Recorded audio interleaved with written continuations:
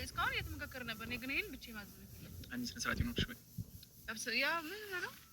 ምን ሆነሽ ነው? ምን ሆነሽ ነው? ስነ ስርዓት አይኖርሽ? አንተ ምን ሆነህ ነው? አንተ ራስህ ለምን ስነ ስርዓት አይኖርሽ? ስነ ስርዓት የለሽም? ስነ ስርዓት አታርጊም? አታዋርደኝ አለ ያብ። እንግዲህ ከካሜራ ጀርባ ያለውን ባናቅም ስነ ስርዓቱን ሳናደንቅ አናልፍም። በአሁኑ ሰዓት ሴቱ ፍርሃት በሌለን ሰዓት ላይ ወንዱ እየፈራ ነው ያለው እና እውነት ልክ አይደለችም ሀኔ ማለት ነው። ሌላ ቅጣት አለ። ሲቀጥል ደግሞ የእውነትም እሷ ለወንድም አስባ እነሱን ማገናኘት ፈልጋ ቢሆንም እንኳን በዚህ አይነት መልኩ አይደለም አይደለ?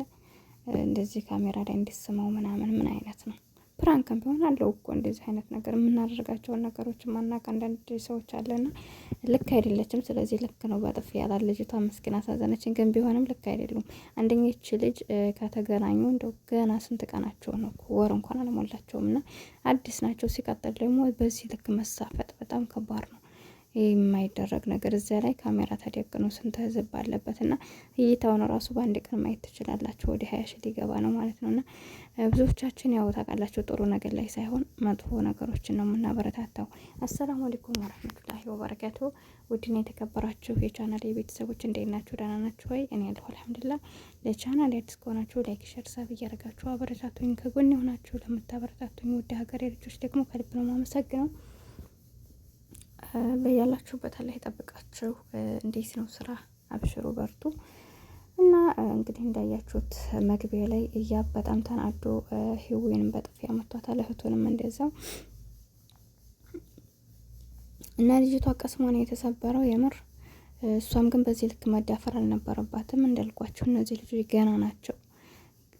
ሲቀጥል ደግሞ ወንድ ልኛ ስለሳምነው ምናምን በዚህ አይደለም ሊያፈቅረን ነው የሚችለውና ወንድ ልጅ የራሱ እኛን የሚገልጽበት ወይም ደግሞ የራሱ ለማድረግ ብዙ ስርዓት ያላቸው ቁም ነገሮች ምናምን እነሱ ነው።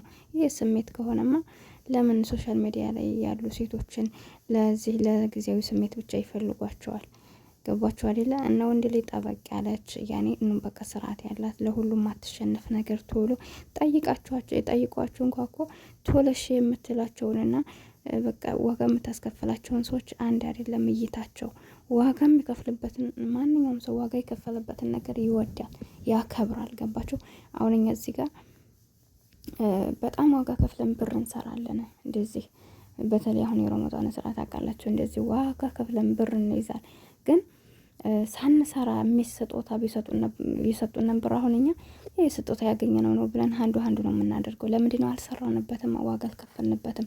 ግን ዋጋ የከፈላችሁበትን ነገር 10 ብር ለማውጣት ይከብዳችኋል ማለት ነው። ያኔ የስራን የድካምን ዋጋ የሚያውቀው ሰው ነው የምነግራችሁ ታዲያ። እና እንደዛ ስለሆነ ማንኛውም ሰው ደግሞ ዋጋ የሚከፍልበትን ነገር ያከብረዋል፣ ይወደዋል፣ ይጠነቀቅለታል። ግን እስታ እንደዚህ እንደተራ ነገር ሲገኝ እንዳልኳችሁ አጠቃቀሙን ራሱ አንችልበትም ማለት ነውና ስለዚህ እቺ ልጅ ገና ምንም አታውቅም እያሉ ነው። ልጅ ናት በነገራችን ላይ። ሲቀጥል እስካሁን ድረስ ምንም አይነት ግንኙነት የለኝም ብላለች። እንግዲህ ስለዚህ እንዴት ያለ ሰው ደግሞ ማገባትም ከፈለገ በስርዓቱ ነው እንጂ እንደዚህ ካሜራ ላይ ተደቅኖ እንዳልኳችሁ ይሄ እኮ እነሱ እኮ ውስጣቸው ላይ ምንም ላይኖር ይችላል ትላላችሁ። ውስጣቸውም ላይ በስተጀርባ ምንም እያደረጉ እንደሆነ አናውቅም፣ አላህ ነው የሚያውቀው። ግን ቢሆንም እዚህ ጋር ለተመልካች የሚሆን ለእነሱ ቤተሰብ ራሱ ይችላል። ልጅ ናት እንደነገርኳችሁና ቤተሰብ ራሱ አሁን ይሄን ቪዲዮ ያያል ወንድ ምናምን አይደብርም እንዴ? ያስጠላል። ሚዲያ ላይ ጨረሽ ከንፈር መሳሳም ምናምን ማለት ነው። እና እንዳልኳችሁ ደግሞ አልቆዩ ምን አላሉ እና የሰው ልጅ ሚዲያ ላይ የምናወጣው የራሳችን ፖይንት አለን። እንዲሁም ደግሞ ከካሜራ ጀርባ ማንም ሰው በህይወቱ የሚፈልገው ማድረግ ይችላል። ግን ደግሞ ካሜራ ላይ የምናወጣውን ነገር እንደው ብናስተካክል እንዳልኳቸው ብዙ አዝናኙ ብዙ ደስ የሚሉ ነገሮች አሉና ያብ ራሱ እንደዚህ አድርጎ የመታል ልጅቷን። ይህ ነገር ስላስጠላው ነው። አያችሁ እሱ ወንዱ እንኳን በዚህ ልክ ነው የተጸየፈው ማለት ነውና ስለዚህ ልክ ስላልሰሩ ነው እሱም የመታት ማለት ነው ልጅቷን። ግን እንደምታዩት ያሉበት ቦታ ካፌ ውስጥ ነው። ካፌ ውስጥ ስለሆነ ሰው ያያል ምን ይላል። እንዲሁ የውሸት ቢሆን እንኳን እኮ ያዋርዳቸዋል። እነሱ ዙሮ ያንን ነገር አደረጉ።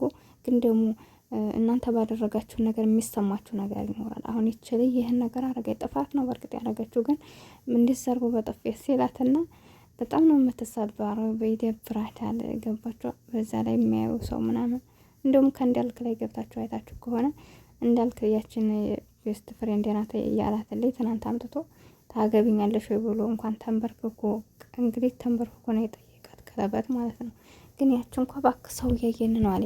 ለምን እንደዛ አዋርተው ለመሄድ እንኳን በጥፊ ሲመታችሁ ማለት ነው። እና አልፈልግም ለሚለው ቃል ለማውጣት ራሱ ሰው እያየን እኮ ነው። ምን ሆነህ ነው?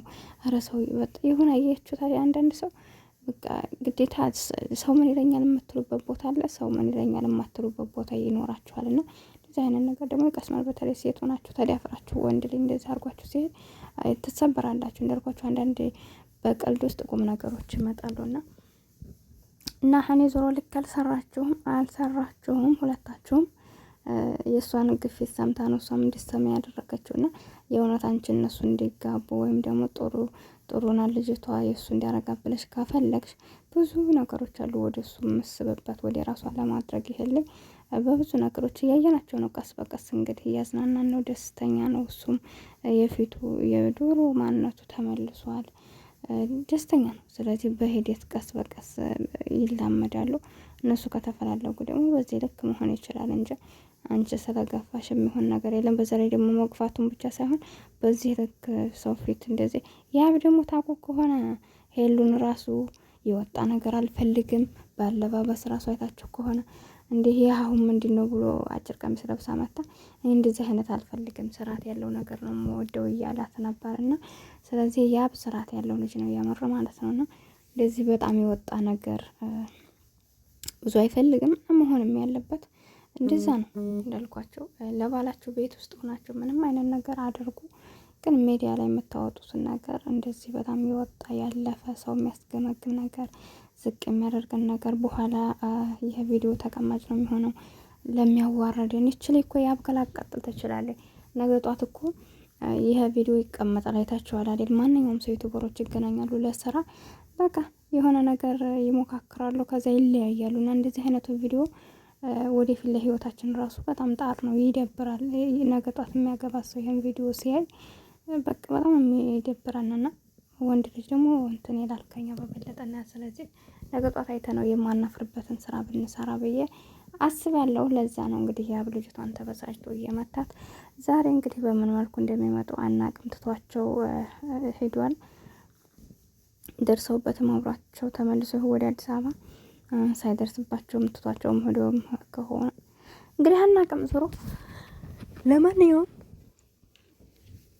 ለማንኛውም ጥሩ አይደለም። እንዲህ አይነት ስራ ይደገማችሁ ነው። እና ሀኒ ጠፍታለች ተብላ ፕራንክ አድርጊ ብትባል እንዲህ አይነት ፕራንክ ነው ያደረገችው። አልተመቸንም ፕራንኩ። እወዳችኋለሁ፣ አክብራችኋለሁ። ለማንኛውም ቻናሌን ላይክ ሰብ አድርጉልኝ፣ አይከፈልበትም። እስኪ እናንተስ የራሳችሁን ሀሳብ አስተያየት አስቀምጡ። ስህተት ካለብኝ አርሙኝ። አሰላሙ አለይኩም ወራህመቱላህ